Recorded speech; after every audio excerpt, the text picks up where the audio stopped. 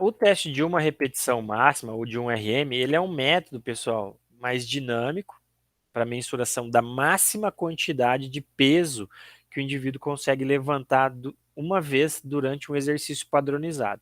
Então vamos supor aqui o supino. O paciente fica lá posicionado, né, e ele vai fazer o movimento com a máxima carga que ele puder. E a gente vai incrementando essa carga de tempos em tempos, tá?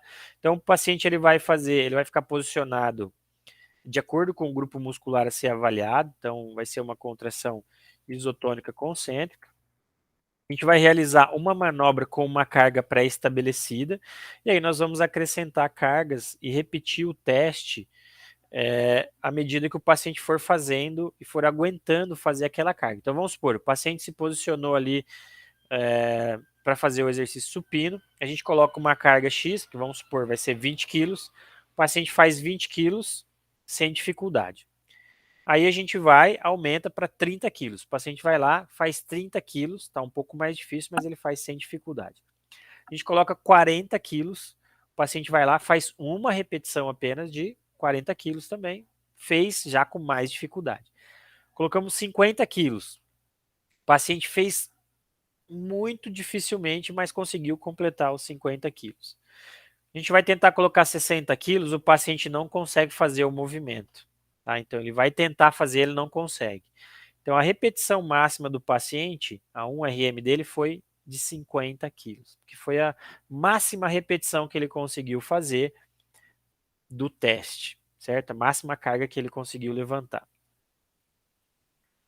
Qual que é as vantagens, né, desse tipo de teste? É um teste relativamente barato, é rápido, fácil de padronizar e não precisa de familiarização também, tá? É seguro, é sensível a mudanças pós-treinamento, então isso é bastante legal, né? E ele é usado para guiar treinamentos musculares também.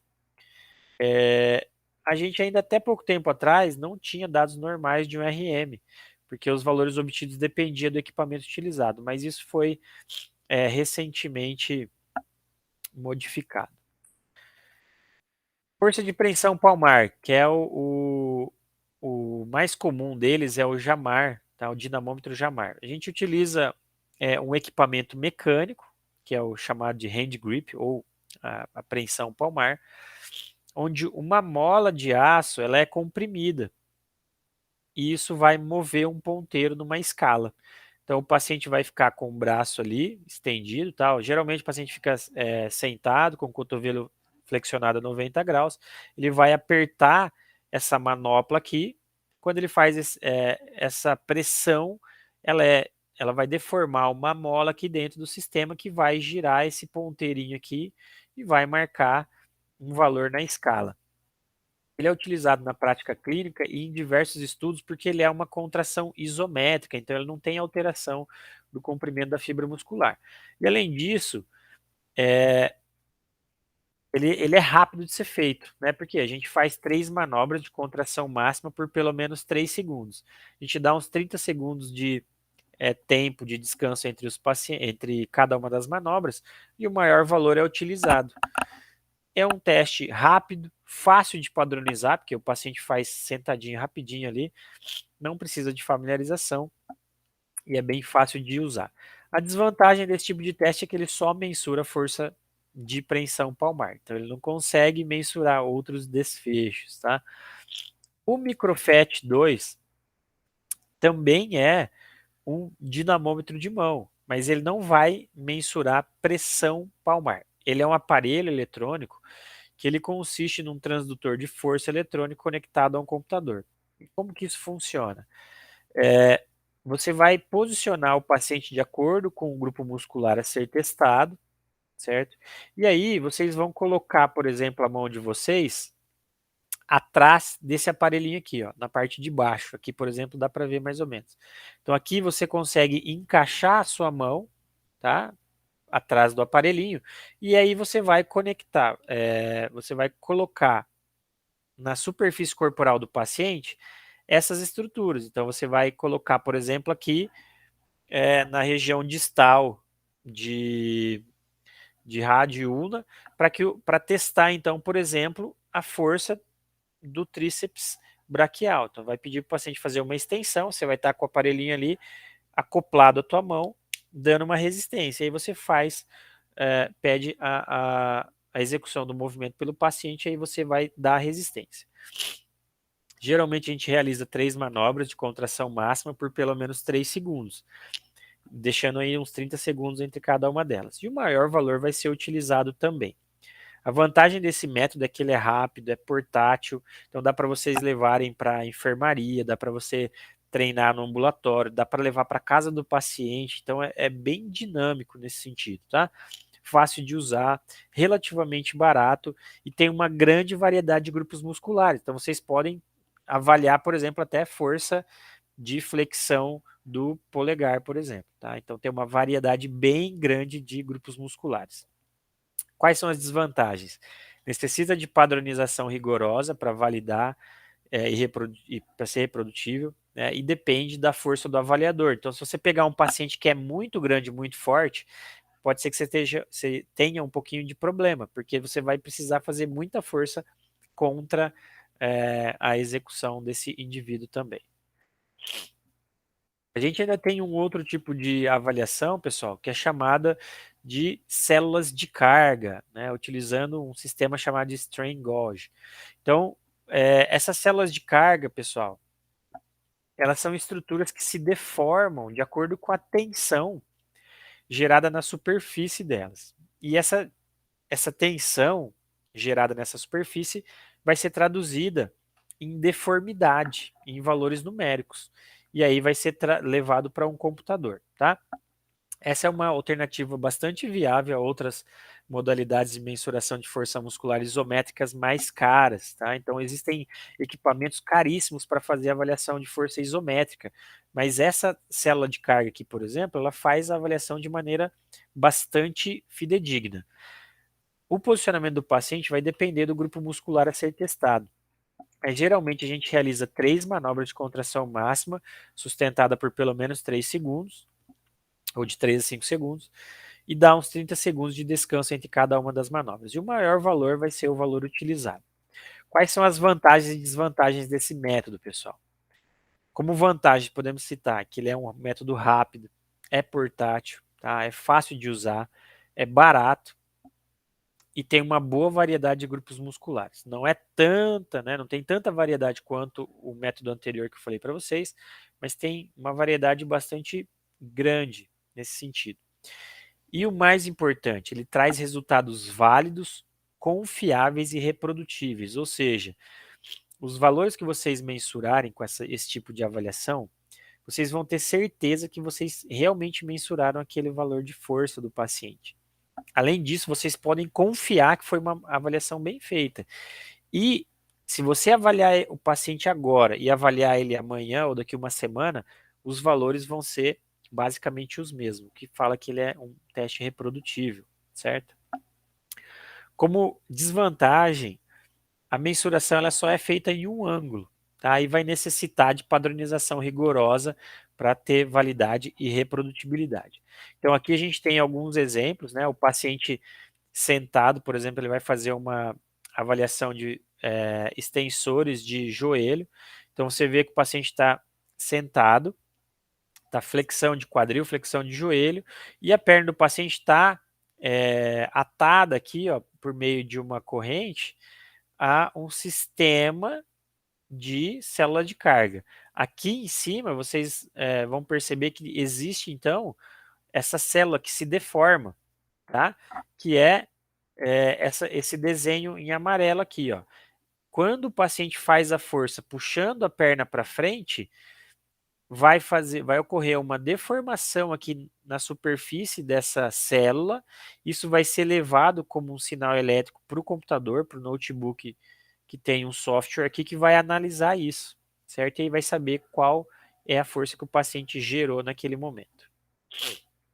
Vocês podem fazer em diversos grupos musculares, então a gente viu ali para quadríceps femoral, vimos para bíceps, tríceps braquial, para deltoide, enfim, dá para utilizar em diversas posições.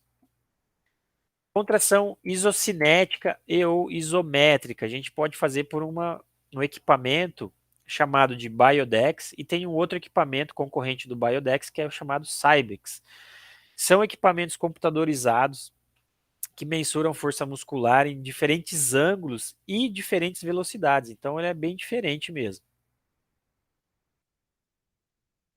Ele é considerado um padrão ouro de mensuração de força muscular isocinética, aquela contração que vai manter a mesma velocidade ao longo de todo o exercício. E também para força isométrica, tá? O posicionamento vai depender do grupo muscular que vai ser testado. Mas, por exemplo, se for quadríceps femoral, o paciente fica em flexão de joelho, entre 60 e 120 graus para isometria e 90 graus de extensão completa para isocinética. Vai realizar de 3 a 5 manobras de contração máxima, sustentando por pelo menos 3 segundos. E aí a gente dá de 1 a 2 minutos de descanso entre cada uma delas. Tá? O maior valor vai ser utilizado. Então perceba que já é um teste um pouco mais robusto, né? Qual que é, ou quais são as vantagens desse tipo de teste, moçada? É um teste que tem resultados válidos, confiáveis e produtíveis, certo? Ele é fácil padronização e tem diferentes velocidades e ângulos para serem testados. Então, ele é um excelente método para se avaliar a força muscular periférica. Entretanto, tem baixa disponibilidade, necessita de equipamento caro e pessoal treinado e precisa de uma sessão de familiarização com o aparelho. Então, não é tão simples de ser realizado. Por último, moçada, a gente tem um método Twitch Contraction, ou a estimulação eletromagnética. Ela é feita com um equipamento computadorizado que utiliza alguns componentes elétricos e ou magnéticos para deflagrar, então, uma contração muscular involuntária no indivíduo. Esse teste, pessoal, é o teste de padrão ouro de mensuração da força muscular isométrica, porque ela vai fazer aí uma contração involuntária por parte do paciente, tá? Todos os outros testes que a gente mostrou para vocês até então são testes chamados de testes volitivos, ou seja, são testes que necessitam que o paciente realize, então, de maneira voluntária esse teste. No teste Twitch Contraction, ou teste de eletroestimulação magnética, por exemplo, o paciente não necessariamente vai fazer a contração de maneira voluntária. Na verdade, ele vai fazer de maneira involuntária. Por quê? Vocês vão ver que aqui existe o terapeuta, né, ele está segurando então uma pá que vai ficar em contato aqui na região da virilha do paciente, e essa pá ela é, vai conduzir um impulso eletromagnético para o nervo, e o paciente vai fazer então a extensão do joelho de maneira involuntária. Tá? A gente faz aí 3 estimulações a 100% do músculo relaxado e dá de 1 a 2 minutos de descanso entre elas, e o maior valor também vai ser utilizado. Quais são as vantagens? Ele é menos afetado por valores externos. Então, o paciente, por exemplo, que está sem vontade de fazer o teste, isso não vai ser influenciado nesse teste aqui. Por quê? Porque o paciente vai fazer a contração de maneira involuntária. Tá? E tem menor variabilidade dia a dia comparado a outros métodos também. Por quê? Porque tem dia que o paciente pode estar mais estimulado e outros dias ele pode estar menos estimulado.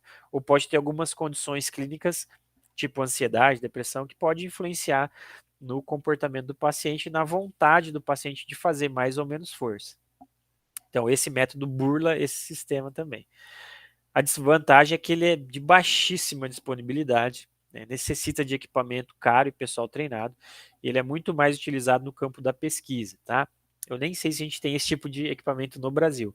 Essa aqui é uma foto gentilmente cedida por um amigo pessoal, né, o professor Carlos Camilo, que é o profissional aí da foto, enquanto ele está fazendo o doutorado dele na Bélgica, tá? Então ele tinha esse tipo de equipamento lá. Bom, frente a tantas opções, pessoal, quais métodos, né? Qual método eu devo utilizar então?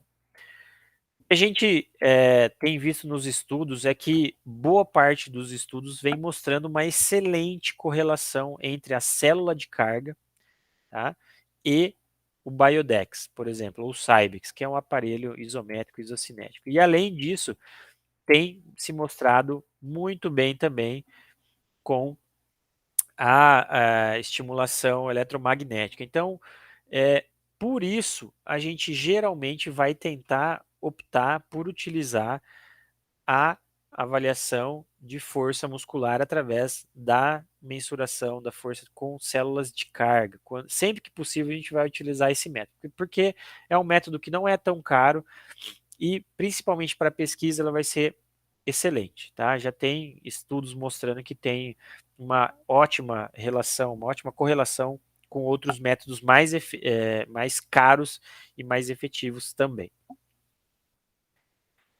Bom, moçada, para finalizar então, queria relembrar vocês da importância de se mensurar a força muscular periférica, né? Dentre outros motivos, pelo simples fato de ajudar na prescrição de exercício, ajudar no traçar o prognóstico do paciente, a saber se esse paciente tem mais ou menos chance de hospitalizar ou de evoluir a óbito, de prevenir lesões, enfim.